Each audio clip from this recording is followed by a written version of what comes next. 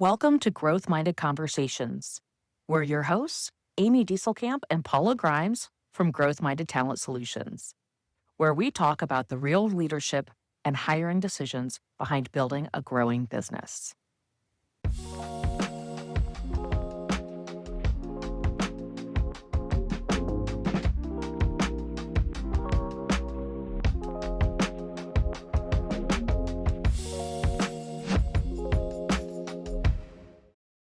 Welcome back, everyone, for another week with Growth Minded Conversations. I'm your host, Amy Dieselkamp, and I am here with one of my newest business partners, Alyssa Cohn. Hey, Alyssa, how are you? Hi, I'm doing good. How are you doing? Thank you so much for joining us today. Like I mentioned, you're one of the newest ones on our team here at Growth Minded. And I just thought it'd be great for you and I to talk a little bit about operations. So tell us a little bit about how you got into operations and where it's taken you in your career today. So, I think my first introduction to operations was really organic. I was working for a nonprofit, my very first job out of college, not really knowing what I'm doing and winging it there. I was a fundraiser and event planner, and I was thrown into a position that I had never done before. We had lost a team member, and it was like, hey, the event still has to happen. We still need to raise money.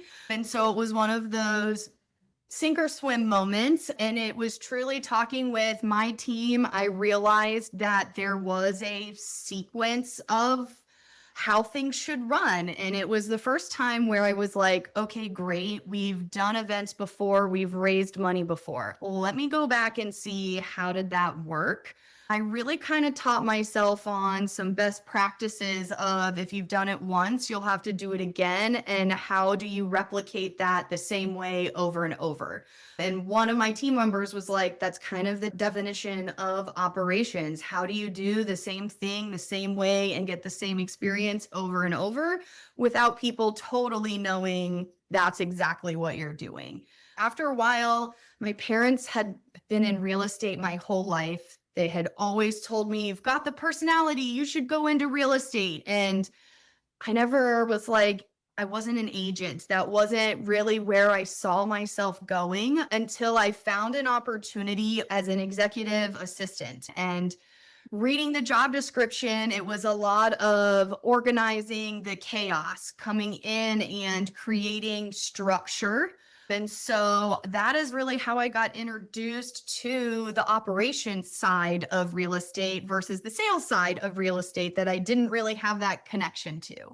So I started out as an executive assistant to an individual agent who was busy at the time, and he was not able to do more business without bringing in some help and creating some form of structure. He very much was doing everything organically, even in the sense of whenever he remembered to do it, that's exactly the moment that he would do it. And so that's what my true role was to help create some structure for him and create those systems of, okay, great, I'm going on a listing appointment. How do we create less chaos before this appointment so that I can actually feel prepared and not feel like everything is last minute? And so that's really how I was introduced to the world of real estate operations. Wow. Okay. So you almost have a blank page going on to that team, and you were able to create on your own that experience that you wanted not just your agent to have, but the clients that they were working with have on the team. Yeah, absolutely. Everything was in his head. There was not really much on paper. If it was on paper, it was half a thought. It was a brain dump of things. They weren't totally full sentences, right? So that was a blank slate for us to come in, and I extracted all of the information and then was able to organize it in a way that made sense to me and made sense to my agent. That's fantastic. And what did that do for the business? What changes did that bring about? So we really saw a change relatively quickly because everybody's experience started becoming more consistent, and we were able to be way more proactive rather than reactive, which he actually didn't realize was happening until we made the change and got some structure in. So ultimately, it really allowed us to see and create that client experience and replicate that over and over. This is the end result that we want. And we worked backwards from there of, okay, that worked really well. Now let's hone in and how do we make each step easier or automated or better in a certain way so that we can do that over and over. So we really saw it first in the client experience. Fantastic. And with the client experience improving, what did that lead to? Like, did you see a difference in reviews, referrals? What happened? It was a lot of conversations that our clients were having with my agent on, hey, I was so glad I knew this up front. It allowed me to be prepared for that phone call with the lender of what on earth are they going to need from me. We were working with a lot of people who were first-time home buyers or they hadn't purchased in a long time. So it felt like they were purchasing for the first time again. But being able to be proactive, we got a lot of feedback just naturally during the conversations we were having of like, I felt so much more prepared or I knew what to expect, which was really nice because this is my first time doing it. We started collecting reviews. We hadn't collected reviews before. So that was our first process. And it was exciting to see that we were actually getting reviews in when you ask for them. When you don't ask for it, people don't tend to go and do it for you. So that was also a funny piece of like, oh, well, we should probably just ask for a review and maybe we'll get one. I think this is important for whether you're a small business owner in real estate or any other industry. It is so easy for us to have blinders on where we just assume that our clients and the people we interact with every day understand at an expert level all that we do and the process of the way we do things. Whether you're a travel advisor or a real estate advisor or a financial advisor, it can be so difficult to get out of speaking the industry lingo and making assumptions around what our clients understand. And when we step into their shoes and truly build systems and processes that educate as well as prepare our clients for what comes next and what to expect, the client experience is just so much better. It really narrows down that feeling of you don't know what you don't know. As a buyer, I don't know what to ask because I've never purchased before, right? Yeah. So that's really where our systems came in because he had so much experience with past clients of these are the questions that I'm constantly getting from my buyers. We have a library of questions now. Which ones are custom to that person and which ones seem to be like, hey, we could be proactive on this. Let's put in either a phone call, a text message, an email, something that allows them to know ahead of time what to expect. So then they don't even have to ask the question in the first place. That's fantastic. And it really does change the course of a transaction. I have a group member right now who's going through a real estate transaction and they were sharing with me, they were like, we almost missed our escrow deadline because we went under contract and we never even got a call or a text or an email from our agent being like, you are now under contract. This is what it means. And they felt blindsided throughout the whole process because they assumed in telling their agent up front, hey, we're first-time home buyers. We've never done this before. And their agent saying to them, I work with first-time home buyers all the time. I've got you. That would have meant that the agent was prepared to do just that, right? Educate them, hold their hand throughout the process. And they didn't get that experience. Yeah. So it was tough for them. I had a lot of long conversations with them to help them understand, like, this is where you are and this is where you're going next, even though I had no idea where they were in the process. I had no idea what the contract was, but just giving them my own experience and my own industry knowledge. What's so crazy about real estate is transactions are relatively the same no matter where you are, right? But every agent runs their business a little bit differently.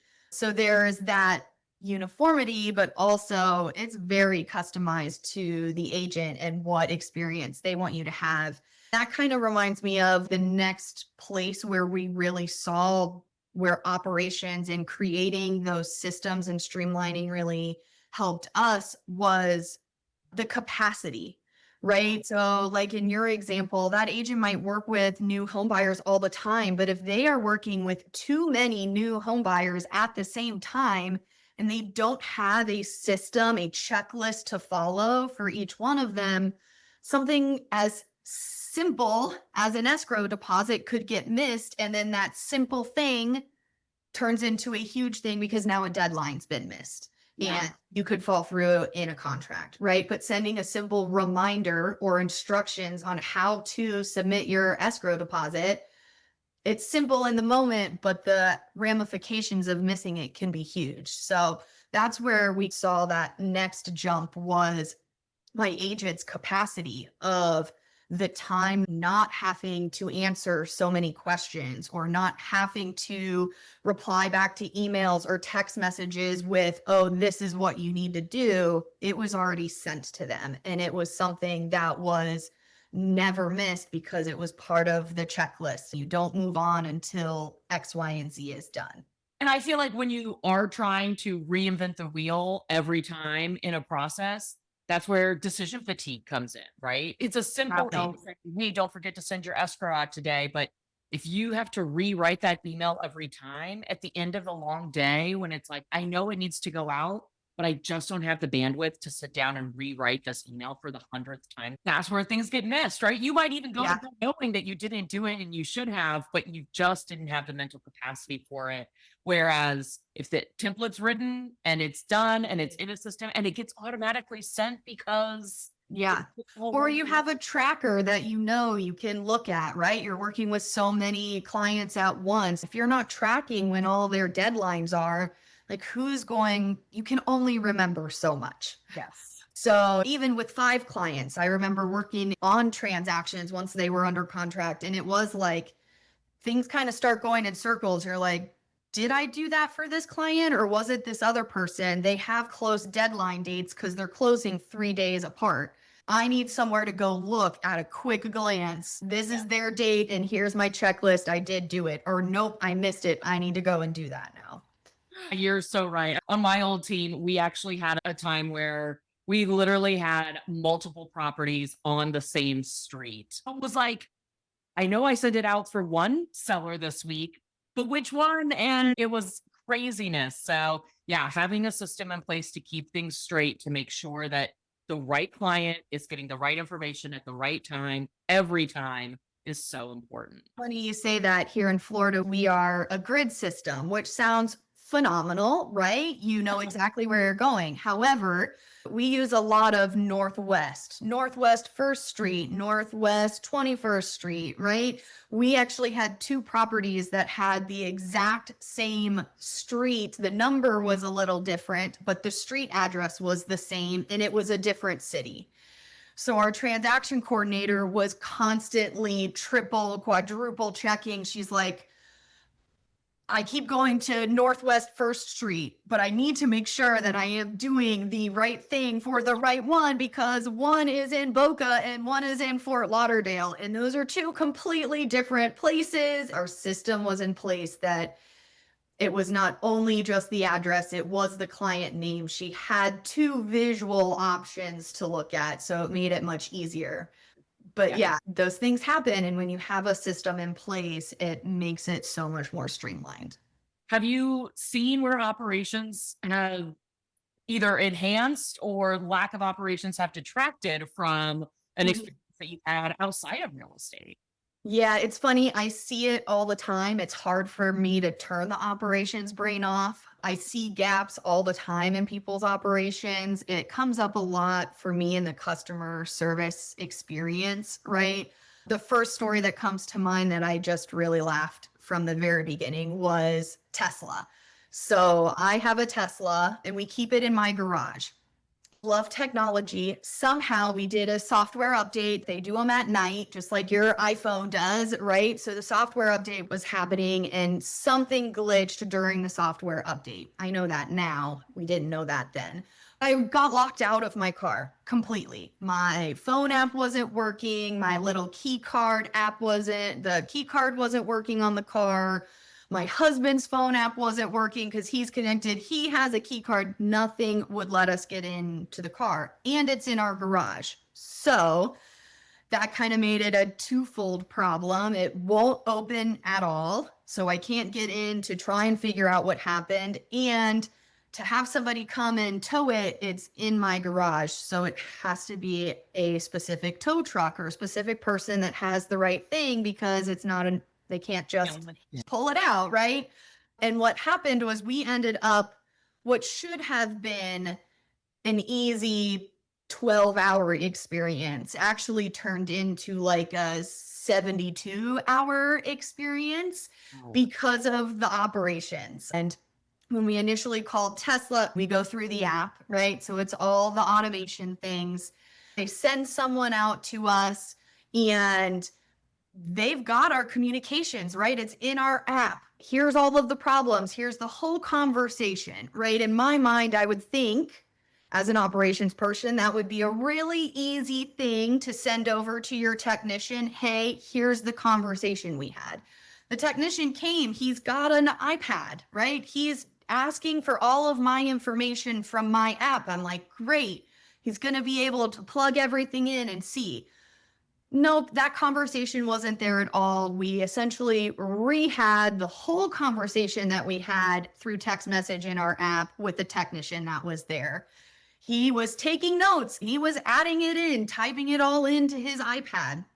Unfortunately, he wasn't able to figure out the situation on his own. He was a third-party person that they had. So still taking all the notes, he's like, all right, you are going to hear from Tesla. They are going to call you, the customer service. So he was saying you will get a phone call and they're going to tell you who is the next person. We didn't hear from Tesla until like 8 p.m. And they didn't have anyone that was obviously coming out that day. The day was over, right? Working hours were done. So that turns us into our second day, and that person ended up coming out. They were able to at least diagnose. So when they got to us, he didn't have any of the information that the previous guy had, even though he was typing feverishly into his iPad. So we essentially retold the entire story. Everything that the first technician told us that he knew it wasn't. He couldn't tell us what it was, but he knew it wasn't X, Y, and Z. So we told all of that to this new technician that came out. He was feverishly typing into his iPad, all of the things. I'm like, this has to all be in there. There's no way. You're asking for certain information about my car, my account. You're telling me you're looking me up. There's got to have some sort of history in there of what we've talked about and the situation. Went through the whole thing as if he knew absolutely nothing. They needed to be able to break into the car because the release latch to actually open the trunk for us to then be able to get into the car is actually inside the car, which kind of doesn't make sense. If you can't open it, how do you get inside to release the latch? Again, a whole full circle like that. This can't be the first time this is happening. And he didn't have the materials that he needed to do the break-in. I guess there's on the window, there's a seal that they can pop off without breaking it, that then they can open the window or something like that to get it unlocked. And he didn't have that tool. He was going to have to break it. And I was like, if Tesla is going to replace it, that doesn't bother me. And he's like, no, they won't. I'm like, then that bothers me. Yeah. I need a different solution then. And so the third person was scheduled to come out who had the right tools. And that ended up being, I think they were there for Amy, it was like 10 minutes. Oh my God. Didn't have to tell the story all over again. He had the right tools. He was in and out The car was on the tow truck and it was towed away. But that was on the third day. That was our 72 hours. I didn't have a car for 3 days. I have a 2-year-old. It was torture. My husband had to take a different car to work because he drives to work. He was taking my Tesla. That's how we found that it was locked. So we lost 3 days worth of technically gas that we paid for, that we didn't normally have to pay for. We lost hours in my day of work because we were told people were coming or we were supposed to be prepared. I can't do my job if I'm supposed to be interviewing on meeting calls. I can't be doing that if I'm waiting for the technician to come. And every time it was starting over from scratch. You've got all the right steps in place. You can connect to my account. They can take notes on what's going on. You can have a conversation with customer service. It's all there. And yet there's a gap in that system. It wasn't working. We were having to tell the story all over again. I was having to tell technicians, like, no, the last guy did that and he said it's not the battery. Why are we testing the same battery over again? Did we not trust the first guy that he did it right? And so it took us 3 whole days to do something that when the right person was there with the right information, he was in and out in 10 minutes. Gosh, that's crazy. It was infuriating. And it hadn't happened before. I don't know what questions to ask. I don't know how to help other than to just be present. And luckily we were able to be present. I don't work in an office, so we lucked out that I didn't have to go into work. We're leaving our garage open, like, figure it out. And that's honestly, for as frustrating as that must be for 3 days, at least it was a situation that allowed you and the car and everybody to be safe and secure. I mean, imagine if you guys were traveling and this had happened in a hotel parking lot. We were out and about at the grocery store or something, right? And it locks. So it was a clear, and we saw it from the very first technician that came in who didn't have the conversation from our original conversation. I'm like, that doesn't seem right to me. You're logging into my account. Why do you need that if you have no history of the conversations that we've had? Yeah. And that customer experience, it makes such a big impact. The customer service experience would have been completely different if the history was there, that we didn't have to tell the story over. When someone tells you this is what's going to happen and then it doesn't, it was like double the infuriation. I think it just goes to show, like, this is why you and I are so passionate about operations. The difference it makes. Good operations can change a business. It can grow a business. It can completely change the course of a small business owner's path to profitability and growth. Whereas poor operations, even on a large scale with a company with all the resources, all the technology at their fingertips, poor operations, poor systems can lead to still really poor customer experiences that don't overcome the novelty of the brand itself. Yeah. And it makes me think too, right? If an issue happens once, most likely it's going to happen again, or it could happen again. There's no way my car getting locked was the first time in Tesla's history that had happened.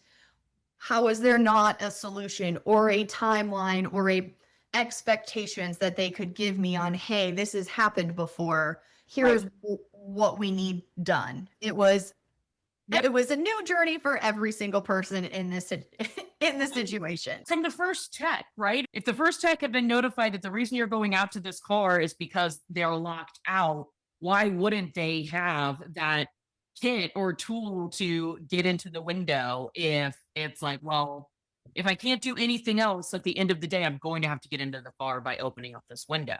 If I know that the car is not accessible, I know that could be a possibility. That means that should be a kit that I have to carry on me. I think the big takeaway here for our audience is if you have any system, any action, any task, any communication that you do multiple times, or with every single client or in every single transaction that you have, find a way to automate it, find a way to systematize it, document it, and be proactive about those tasks and communications, because when you do that, you give your customers peace of mind and you make their experience so much better.